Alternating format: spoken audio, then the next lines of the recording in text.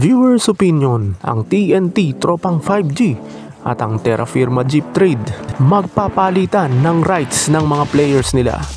Dating katropa, Ray Parks Jr. sasakay ng jeep papunta sa barangay. Iyan ang mga pag-uusapan natin ngayon, kaya huwag mong kalimutan na mag-comment at mag-suggest din para malaman ang opinion mo. Pursigido ang TNT Tropang 5G at hanggang ngayon hindi sila humihinto para makuha ang PBA playing rights ng sinasabing nag-self-retire na si Christian Stan Hardinger. Kahit makailang beses na nila itong nakausap at hanggang ngayon hindi pa ito nagbibigay ng formal na desisyon sa kanila kung ito ba talaga ay gustong maglaro ulit sa PBA, at sa TNT Tropang 5G ay patuloy pa rin itong kinakausap at kinukumbinse ng TNT Tropang 5G management kasama na si head coach Chot Reyes. Sa sitwasyon kasi ng TNT Tropang 5G ngayon ay talagang kailangan nila ang isang Christian Stan Hardinger, lalong at injured ng ACL itong si Poy Eram na nagsisilbi ng backup ngayon, sana kung hindi injured, ni Brandon Ganuelas Roser. At sinisikap ng TNT Tropang 5G na bago ang PBA trade deadline ngayong All Filipino Cup ay maihabol nila ang trade para dito kay Christian Stan Hardinger, para pagpasok ng playoffs ay may maaasahan na silang big man, lalo na sa center position, para makatuwang ni Brandon Ganuelas Roser at medyo gumaan ang trabaho ng nagkakaedad na si Kelly Williams. Habang hindi pa naman masasabing pwede na itong si Henry Galinato dahil bukod sa undersize nga ito para sa center position, kahit na malapad ang katawan nito ay hindi pa rin masasabi na pang playoff mode na itong si Henry Galinato. Kaya malaking bagay umano ayon kay Coach Chot Reyes kung makukuha nila o ma-acquire nila via trade itong si Christian Stan Hardinger, para lalong lumakas ang tsansa nila na makapasok muli sa PBA Finals at makapag-champion sa PBA. Pero nakakapagtaka nga dito kay Christian Stan Hardinger, ilang ulit na nila itong kinakausap at kinukumbinse, at halos isang taon na nga ang negosasyon sa pagitan ng kanilang kupunan at dito kay Christian Stan Hardinger, pero hindi pa rin ito nagbibigay ng konkretong sagot kung magbabalik ba siya sa PBA at kung payag siya sa ino-offer sa kanya ng TNT Tropang 5G. At ang tanging tugon lamang nito lagi ay kinoconsider niya ang offer ng TNT Tropang 5G at siya daw mismo ang makikipag-communicate sa nasabing kupunan kung desidido na siyang maglaro sa TNT Tropang 5G at magbalik sa PBA.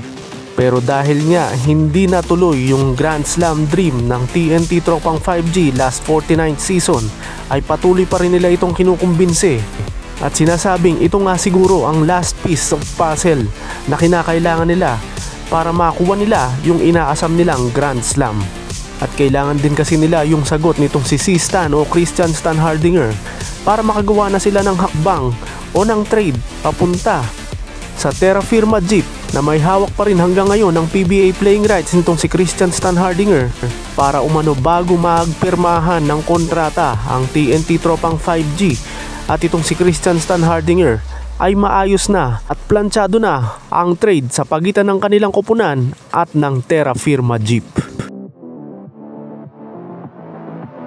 At ang ipapalit naman ng TNT Tropang 5G na matagal na rin nilang gustong mawala sa kanila ang PBA playing rights at inilalako na nga sa iba't ibang team sa PBA ay ang PBA playing rights ng dati nilang player na ngayon ay kasalukuyan naglalaro sa Japan B-League Division 1 team na Osaka Evesa, at ito nga ay si Bobby Ray Parks Jr.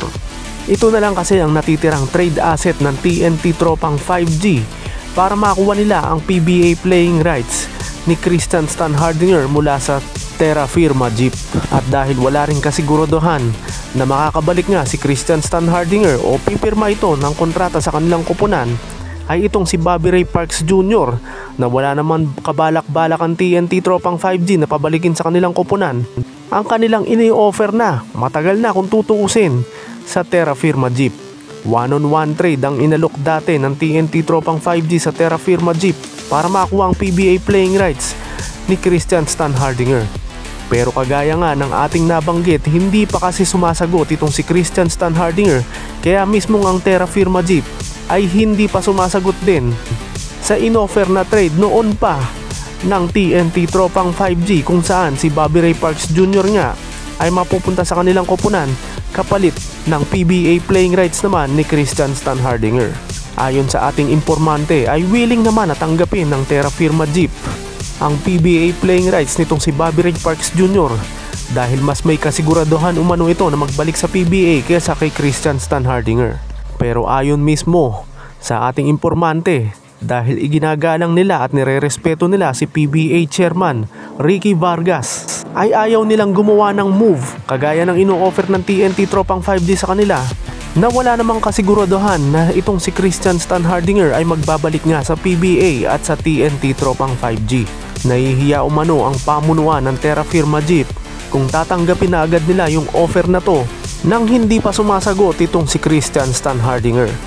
Pero ayon din sa ating informante, wala rin naman kasing balak ang Terra Firma Jeep na mapanatili sa kanilang kupunan ng PBA playing rights nitong si Bobby Ray Parks Jr. sakaling matuloy na ang one-on-one trade na palitan ng rights nila Bobby Ray Parks Jr. at Christian Stan Hardinger, dahil ito umanong si Bobby Ray Parks Jr. ay agad-agad din nilang isi-shift papunta sa Barangay Ginebra San Miguel na sinasabing koponan na talagang gustong paglaruan nitong si Bobby Ray Parks Jr. Baka hindi nga daw tumagal ng 24 oras sa kanila ang PBA playing rights nitong si Bobby Ray Parks Jr. dahil naghihintay din umano ang Barangay Ginebra San Miguel dito sa trade na to. At kapag ka nangyari na nga umano yung nasabing one-on-one trade na yan ng palitan ng rights, ay saka umano gagawa ng hakbang ang Terra Firma Jeep na ma-shift itong si Bobby Ray Parks Jr. papunta sa Barangay Ginebra San Miguel na sinasabing papalitan ng dalawang bench players nila o kaya posibleng future round picks, pero hindi umano involved dito ang 51st season. Bukod sa hindi nila kakayanin na pasahurin itong si Bobby Ray Parks Jr. ng malaking halaga kagaya ng sinasahod nito sa Japan B-League, ay mas kailangan nila yung mga players na agad-agad nilang mapapakinabangan at hindi na umano nila kakayanin pa na maghintay kagaya ng ginagawa sa kanila ni Christian Stan Hardinger. Sa ngayon, ang Terra Firma Jeep ay naghihintay lamang sa magiging desisyon ni Christian Stan Hardinger bago sila gumalaw o bago nila aproban yung trade na inalok sa kanila ng TNT Tropang 5G. Kaya habang hindi pa sumasagot itong si Christian Stan Hardinger, ay wala pang mangyayaring one-on-one trade na palitan ng rights nila Christian Stan Hardinger mula sa Terra Firma Jeep at Bobby Ray Parks Jr. mula sa TNT Tropang 5G na sinasabing mapupunta sa Barangay Ginebra San Miguel. Anong opinion mo dito sa one-on-one trade na matagal nang inoffer ng TNT Tropang 5G sa Terra Firma Jeep para makuha ang PBA playing rights nitong si Christian Stan Hardinger? At ngayon nga naghihintay na lamang ng sagot ng field German player na sinasabing nag-self-retire na siya rin namang hinihintay ng kanyang koponan sa PBA na may hawak ng kanyang PBA playing rights na Terra Firma Jeep. Magbabalik pa kaya sa PBA itong si Christian Stan Hardinger at tatanggapin yung ino-offer sa kanya ng TNT Tropang 5G? At kung sakali nga natanggapin na ni Christian Stan Hardinger at maisakatuparan na yung trade sa pagitan ng Terra Firma Jeep at TNT Tropang 5G at mapunta na nga sa kamay ng Terra Firma Jeep ang PBA playing rights nitong si Bobby Ray Parks Jr. na sinabi naman na agad-agad din nilang isi-shift papunta sa Barangay Ginebra San Miguel, ay sino namang kayang players ang ipapadala ng Barangay Ginebra San Miguel para dito kay Bobby Ray Parks Jr. o sa kanyang PBA playing rights? Kagaya ni Christian Stan Hardinger, magbabalik din kaya agad sa PBA itong si Bobby Ray Parks Jr. oras na matapos ang kanyang commitment o ang kanyang kontrata sa kanyang Japan B-League Division 1 team na Osaka Ebesa. Lahat ng mga yan, huwag mong kalimutan na mag-comment at mag-suggest din para malaman ang opinion mo.